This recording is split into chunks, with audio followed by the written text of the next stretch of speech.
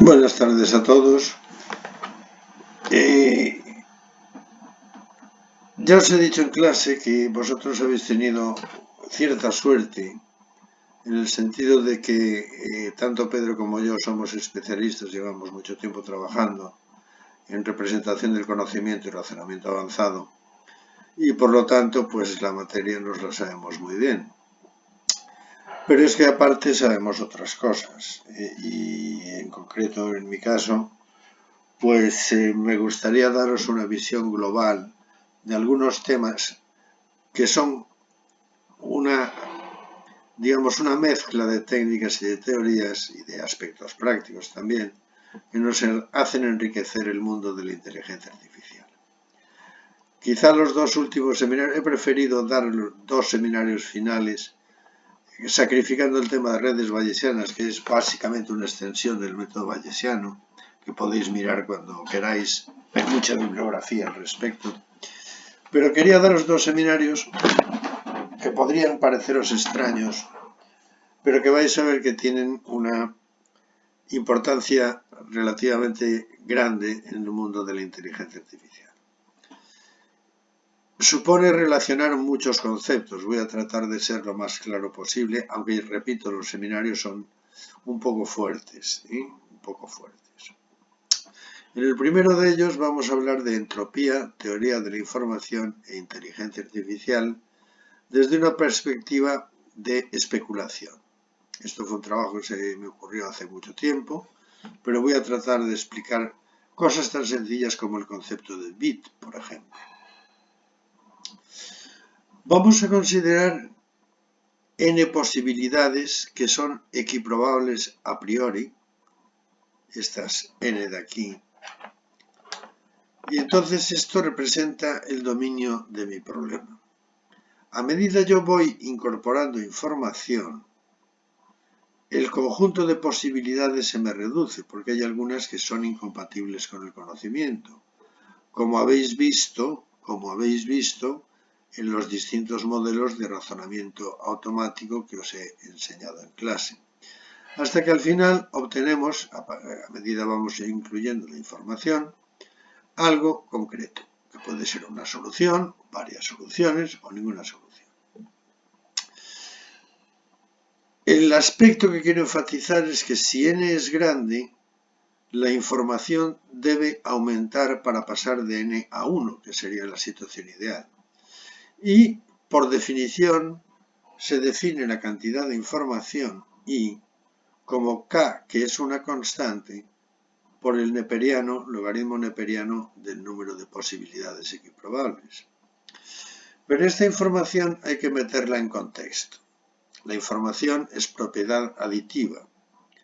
Y si tenemos dos sistemas independientes con n1 y n2 sucesos equiprobables, tendremos que I es igual a k por el neperiano de n1 por n2, puesto que n es igual a n1 por n2.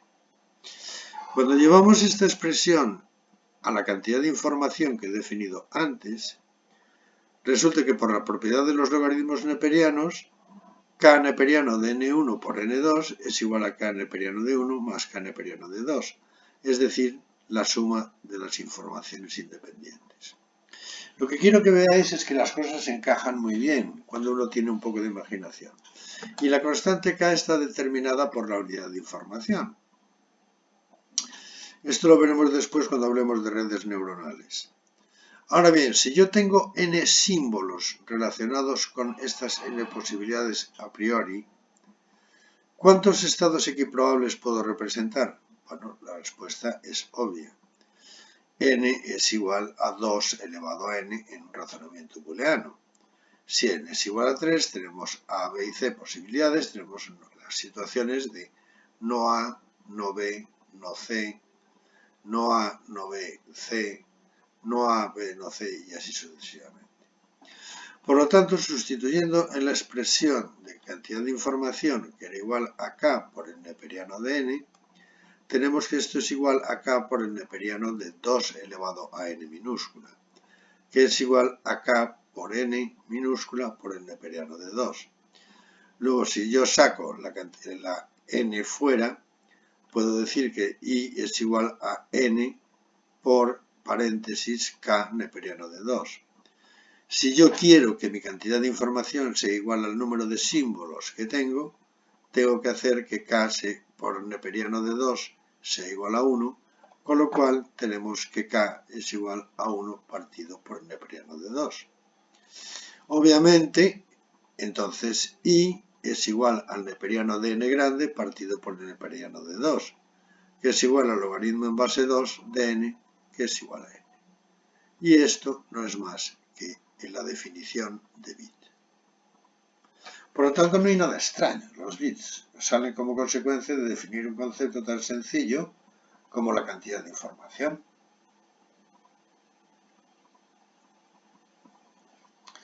Vamos a ir un poco más allá. Y ahora nos vamos a meter con la termodinámica. Fijaros, ¿qué tendrá que ver la termodinámica con la inteligencia artificial? Pues muy fácil. Yo os he dicho que la información se degrada a medida que está siendo utilizada. Y os ponía el ejemplo de la plaza del pueblo. No sé si os acordáis de una chica y un chico que van paseando de la mano por la plaza del pueblo y cuando llegan a su casa la información se ha desvirtuado completamente. Bueno, pues esto se puede modelar utilizando el concepto de entropía. Suponer que tenemos dos cajas separadas, una válvula, y en una caja hay moléculas redondas que se están moviendo por efecto de la temperatura y moléculas aspa que también se están moviendo. Entonces, la información en el estado 1 es igual a K por el neperiano de 1 y la información en el estado 2 es K por el neperiano de 2. ¿Qué diferencia hay entre el estado 1 y el estado 2? Bueno, pues en el estado 1 tenemos la espita cerrada, en el estado 2 tenemos la espita abierta y las partículas se mezclan. Aquí tenemos un estado ordenado porque cuando queremos buscar una bola pues nos vamos a la caja de la izquierda y la encontramos seguro. Y si queremos un aspa, nos vamos a la caja de la derecha y la encontramos seguro. Sin embargo, el estado 2 es un estado desordenado. Si metemos la mano en la caja de la izquierda, igual sacamos un aspa que un círculo. ¿De acuerdo? Entonces definimos el incremento de entropía. La entropía no es una magnitud absoluta, se define como incremento siempre, como la diferencia de las dos entropías de los diferentes estados. Es decir, que es igual a K por el neperiano de 2 partido por el neperiano de N2 partido por N1, que es igual a K por el neperiano de 2 menos K por el neperiano de 1. Pero si decimos que la información de I2 es igual a 0, porque es verdad, aquí no tenemos ninguna información, resulta que el incremento de la información es menos I sub 1. El incremento de entropía es S2 menos S sub 1 y por lo tanto el incremento de entropía es igual al incremento de la información. Es decir, lo que ganamos en entropía lo perdemos en información. Es decir, que cuanto más desordenado esté el sistema, menos información tenemos. Bien, vamos a ver ahora esto cómo se puede aplicar a el entrenamiento neuronal de una red de neuronas artificiales.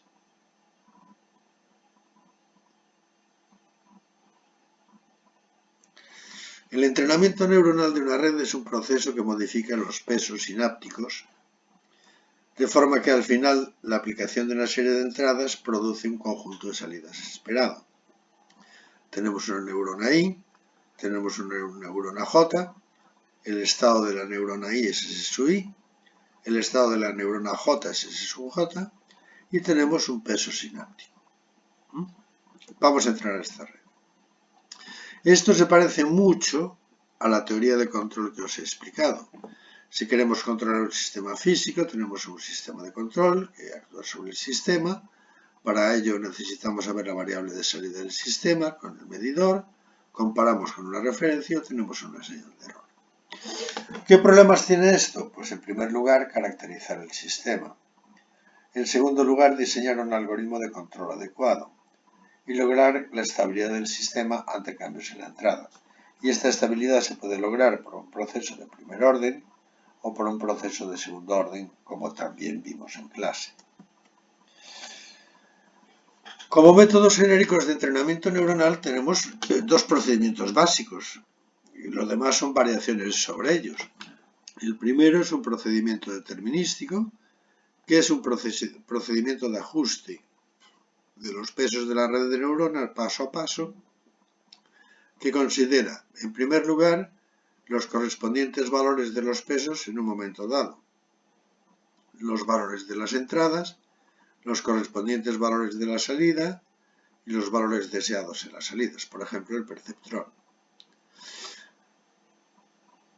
Alternativamente, tenemos el procedimiento estadístico, que es un procedimiento que consiste en efectuar cambios pseudoaleatorios en los pesos sinápticos de la red y conservar aquellos cambios que resulten de una mejor estabilidad del sistema.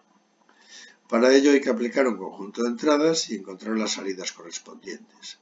Se calcula el error objetivo obtenido, lo cual da lugar a la función objetivo que hay que minimizar. Se selecciona un peso cualquiera y se efectúa el cambio. Si el sistema se vuelve más estable, se acepta el cambio y de lo contrario se olvida. Y el proceso se repite hasta minimizar la función objetivo. Todo esto ya lo habéis visto en la asignatura de redes de neuronas. Pero vamos a ver desde un punto de vista físico qué supone esto. Vamos a definir una temperatura artificial del sistema. Iniciaremos el proceso con un valor alto de T. Se aplica un conjunto de entradas a la red. Se calculan las salidas y la función objetivo. Se efectúa un cambio arbitrario en el peso sináptico y se recalcula la salida de la red y el correspondiente cambio de la función objetivo. Si la función objetivo mejora, se conserva el cambio efectuado sobre el peso sináptico. Y si la función objetivo empeora, se calcula la probabilidad de aceptar el cambio de acuerdo con la ley de distribución de Boltzmann, que es una ley estadística, y que se define como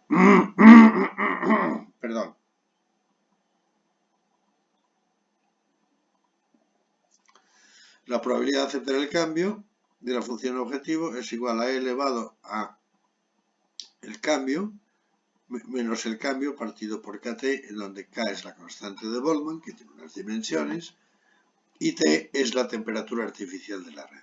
Ahora bien, el procedimiento supone seleccionar un número R al azar de una distribución uniforme entre 0 y 1, de forma que si P de C es mayor que R se conserva el cambio, y si P de C es menor o igual que R se descarta el cambio.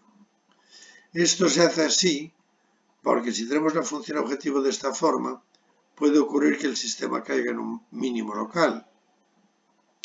Y entonces tenemos que poner un umbral de forma que se permita el salto de aquí a aquí para alcanzar el mínimo global. Bien, la ley de distribución de Boltzmann es la base del aprendizaje estocástico o desordenado. No confundir con aleatorio. Aleatorio es totalmente al azar. El azar no existe. Y una neurona la podemos definir como una estructura recurrente que opera de manera binaria, de forma que está en on si está en +1, por ejemplo, y está en off si está en -1. En el contexto de un sistema neuronal, una máquina de Boltzmann es una entidad caracterizada por una función de energía, y esto lo habréis visto también en la parte de sistemas inteligentes dedicada a redes de neuronas. Y su valor depende de los estados individuales de cada una de las neuronas. Pero fijaros en la expresión que seguramente habréis visto. La energía de un sistema neuronal es igual a -1/2 de la suma extendida I, suma extendida J para I distinto de J, de W sub JI por S sub J por S sub I. En donde S sub I es el estado de la neurona I, S sub J es el estado de la neurona J, y V sub JI es el peso sináptico de la conexión IJ. Pero fijaros que esta expresión es perfectamente análoga a la expresión clásica de la energía cinética. E igual a 1/2 de mv². Luego, el papel del peso sináptico en física convencional se asociaría a la masa. y V cuadrado sería el producto de los estados SI, SJ. De forma que podemos definir una sinapsis excitadora como aquella que contribuye a disminuir la energía de la red, puesto que el universo tiende al mínimo de energía, y una sinapsis inhibidora contribuye a aumentar la energía de la red. Si consideramos la siguiente conexión neuronal, J conectado con I a través de un peso, estos son los estados, que puede ser más 1 o menos 1, un par de neuronas conectadas podemos decir que están en sintonía si ambas están en el mismo estado y además el producto de esos estados es mayor que 0. Y un par de neuronas están conectadas, están en disonancia si sus estados individuales son diferentes, es decir, están en sintonía más 1 o menos 1 por menos 1, porque el producto da siempre positivo. Y están en disonancia si una es positiva y la otra es negativa, o la una es negativa y la otra positiva. Definimos entonces lo que yo llamo nivel de activación elemental de un par de neuronas conectadas como un alfa sub JI, que es igual al peso sináptico por los estados correspondientes. De donde resulta que alfa sub JI es una excitación neta,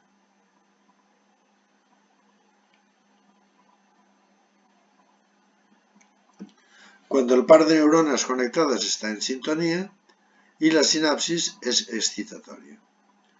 Y un par de neuronas conectadas están en disonancia, también es una excitación neta, cuando el par de neuronas conectadas están en disonancia y la sinapsis es inhibidora,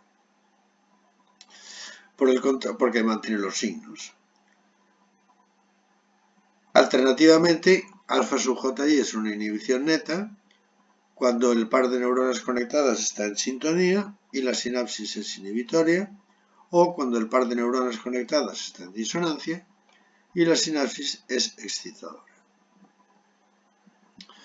Vamos a hacer ahora una red en fase de aprendizaje. Seleccionamos arbitrariamente una neurona J, se invierte el estado de la neurona J, de S sub J pasa a menos S sub J, se evalúa la probabilidad del cambio de la red conectada por el cambio de la neurona J de acuerdo con la expresión de Boltzmann, esta vez generalizada. Entonces tenemos que el peso sináptico de SJ a S menos J viene dada por la expresión 1 partido por 1 más la exponencial de la variación de energía partido por la temperatura, en donde la variación delta de J es la variación de energía asociada al cambio de estado y T es la temperatura de la red de neuronas.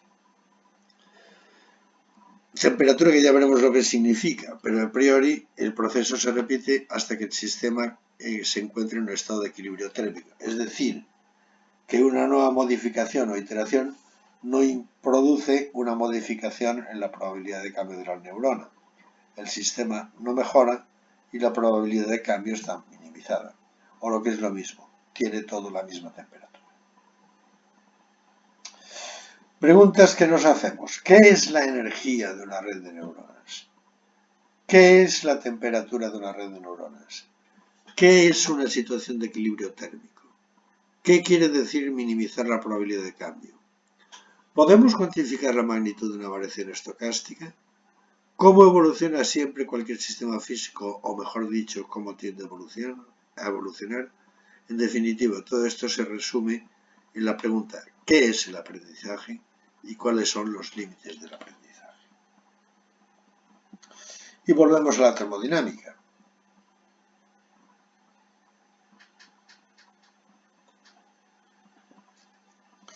De forma que la teoría cinética de los gases, que es una parte importantísima de la termodinámica, y además es una subteoría cerrada, ya no se puede hacer nada más con ella, se sabe todo. La teoría cinética de los gases establece que la temperatura es una medida de la energía cinética de las partículas de un gas. Dos sistemas están en equilibrio térmico cuando tienen la misma temperatura.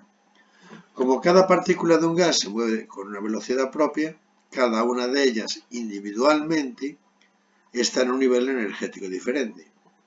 Por lo tanto, a nivel macroscópico, el hecho de que tenga una temperatura dada es que la energía del sistema es el valor medio de las energías individuales, algo que yo os he dicho en clase en relación con la probabilidad. La temperatura es, por lo tanto, un valor medio de energía. Supongamos que tenemos dos sistemas, sistema A y un sistema A', que están interaccionando entre ellos. A, que es más pequeño, tiene menos grados de libertad que A', o lo que es lo mismo, tiene menos partículas. La pregunta que nos hacemos es, ¿cuál es la probabilidad P sub alfa de que el sistema A esté en un estado energético particular E sub alfa? Bueno, volvemos a la función de distribución de probabilidad, en donde K es igual a la constante de Boltzmann, T es la temperatura absoluta del sistema y Z es una constante independiente de A.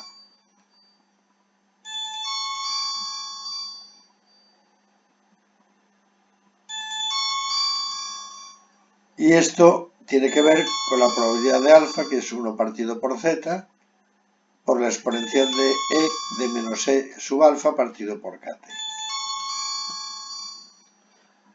Bueno, dado que sumatorio de P para todos los alfas de P sub alfa es igual a 1, es decir, que la suma de todas las probabilidades es igual a 1, llevando este resultado a la expresión general, obtenemos la suma sub alfa de 1 partido por Z por la exponencial de menos E sub alfa partido por KT.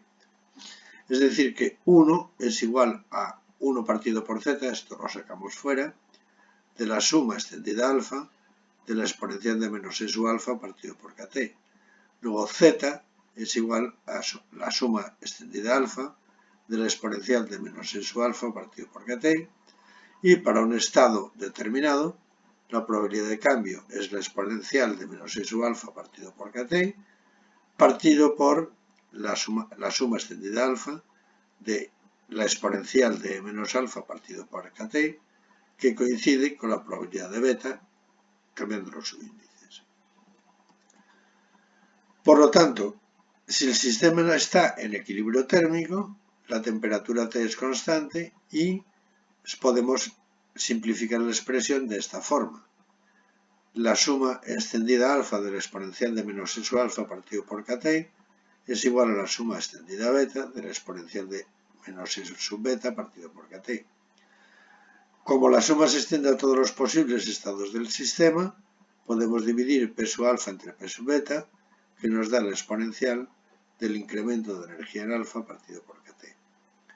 Y recordando que P sub C es igual a E menos C partido por KT, en el aprendizaje neuronal, resulta que C no es ni más ni menos que la variación de energía, T es un parámetro ajustable sin ningún sentido físico, y K es una constante del tipo de la de Boltzmann, pero cambian las dimensiones. Utilizando el resultado obtenido en la expresión de la máquina de Boltzmann, lo podemos representar en términos de probabilidad. P sub beta es igual, el peso sináptico de la transición JSI es igual a P sub beta partido por P sub beta menos P sub alfa. Evidentemente, como no cabía otra conclusión, la probabilidad de un cambio es un concepto probabilístico. Ahora vamos a hacer alguna consideración dinámica sobre la energía del sistema neuronal.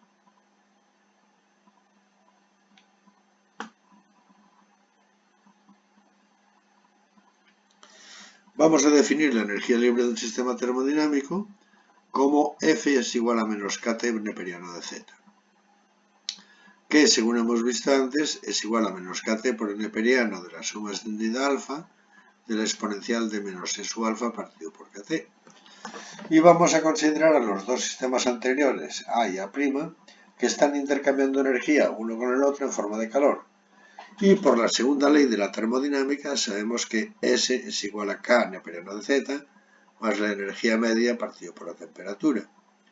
Y llevando la expresión a la constante de Boltzmann, resulta que es K neperiano de suma de alfa por la exponencial de menos E sub alfa partido por KT más la energía media partido por T, en donde S es la entropía del sistema y E media es la energía media del sistema calculada sobre todos los estados energéticos posibles.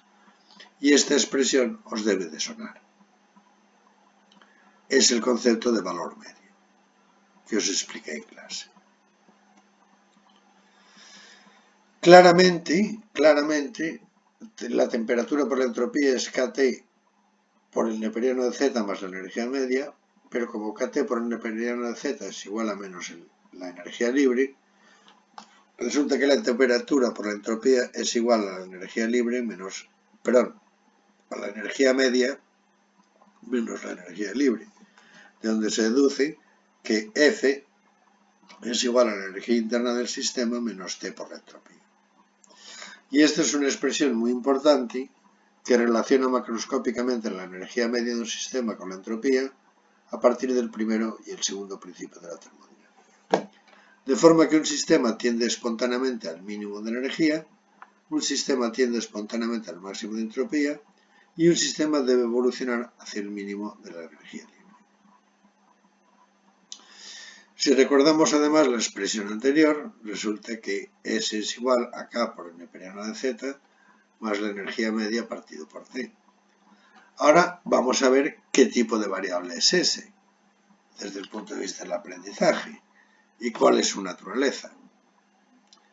Bueno, aquí hay que hacer un poco de matemáticas, lo tenéis en el vídeo, lo veréis que es muy fácil, simplemente hay que tener claro lo que es, pero la conclusión que se saca de todo esto es que la entropía es una magnitud estrictamente probabilística.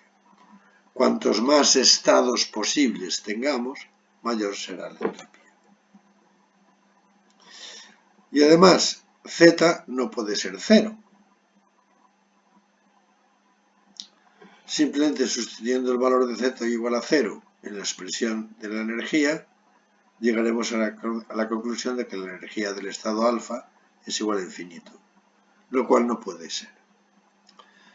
Y ahora nos queda un último apunte, que era el cambio producido por un proceso estocástico. ¿Cómo cuantificamos la magnitud de una variación estocástica? Esto nos lleva a la ley del caos o del comportamiento estadístico, en el contexto del aprendizaje neuronal. Vamos así a imaginar que tenemos un borrachín que está apoyado en una farola. Y resulta que se queda sin tabaco y dice, voy a buscar tabaco al primer estanco que encuentre. Y da un paso a la derecha, dos adelante, uno hacia atrás, vuelve hacia adelante, vuelve hacia la izquierda, y poco a poco, haciendo sus correspondientes S, va llegando hacia el estanco. Pero va llegando según una trayectoria, podemos decir, aleatoria, estocástica más bien. Si llamamos R a la distancia del borrachín al farol después de n pasos zigzagueantes, por el tema de Pitágoras estará a una distancia r cuadrado de la farola, que será x1, x2, xn al cuadrado, más y1, y2, y n al cuadrado. Es decir, adelante, atrás, izquierda, derecha. Si la farola tiene de coordenadas 0, 0 en un instante y, la posición del borrachín en un momento dado será xy e ij, con x sub i e ij distinto de 0. Por aritmética simple, desarrollamos A y desarrollamos B, es decir, desarrollamos los cuadrados, pero, como estamos hablando de estadística, si n es grande, los productos mixtos, dado que el proceso es estocástico, tienen la misma probabilidad de ser positivos que negativos. Y el paso, podemos considerar que la longitud del paso del borrachín es más o menos constante. Todos los productos mixtos tienen a anularse y entonces en la coordenada A estará al número de pasos que haya dado por el valor medio al cuadrado de arriba a abajo y lo mismo para izquierda a derecha. Por lo tanto, R al cuadrado es igual a n grande por x medio cuadrado más y medio cuadrado, o lo que es lo mismo, si llevamos, nos conduce que la distancia a la que está de la farola es raíz de n por x cuadrado medio más I medio cuadrado elevado a 1 medio, que es la raíz cuadrada. Pero ¿cuál es la proyección media de los pasos del borrachín sobre los ejes correspondientes?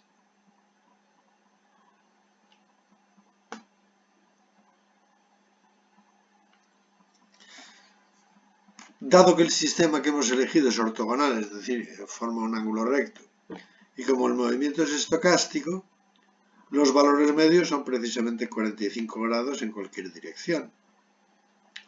Luego la proyección sobre el eje X será R sub X, que será el vector R por el coseno de alfa, raíz de 2 partido por 2 por el módulo de R, y la proyección sobre el eje Y será el módulo de R por el seno de alfa, raíz de 2 partido por 2 del módulo de R. Como el paso normal de una persona es de 70 centímetros o de 80 centímetros, resulta que esto lo podemos considerar aproximadamente igual a 1, y haciendo una aproximación un poco grosera, nos encontramos con que si n es el número de pasos, después de un cierto tiempo solamente ha recorrido una distancia igual a la raíz cuadrada del número de pasos. Por lo tanto, la distancia a la que se encuentra el borrachín de la farola es un proceso estocástico y es independiente de la dirección. Solamente depende del número de pasos, que en un proceso de entrenamiento neuronal son interacciones. Si supiéramos el camino recto, es decir, si el borrachín estuviera sereno, R sería igual a N. Pero como el borrachín va uno para adelante, otro para atrás, otro para la izquierda y otro para la derecha, se convierte en raíz de N. Luego el aprendizaje estocástico es un proceso lento. Vamos a terminar con el tema de aprendizaje y clasificación. Clasificar desde nuestro nuevo punto de vista es minimizar la entropía del sistema, ya que la probabilidad de la situación A es mucho mayor que la probabilidad de la situación B. Consideremos una habitación de 5 metros por 4 metros por 2 metros y medio, una habitación relativamente grande. Esta habitación tiene 50 metros cúbicos, que son 5 por 10 elevado a 7 centímetros cúbicos. A una temperatura normal, digamos 25 grados, esta habitación contiene 5 por 10 elevado a 4 gramos de aire, lo que significa que contiene unas 10 elevado a 27 moléculas de aire. Suponer que cada molécula es una neurona. Ahora bien, ¿cuál es la probabilidad de que espontáneamente todas estas moléculas se sitúen en la parte de arriba de la habitación, haciendo que indefectiblemente nos muramos asfixiados? Pues llevando esta expresión al valor de P sub alfa que habíamos deducido antes, es 1 medio elevado a 10 elevado a 27. Es decir, que es 10 por 3 elevado a menos 3 por 10 elevado a 26. Es decir, es no nula. Esa probabilidad es muy pequeña, pero no es nula. Pero teniendo en cuenta el tiempo que necesitaría para hacer eso, resulta que el tiempo que necesita para hacer eso es 2 elevado a 40 y no sé cuántos 9.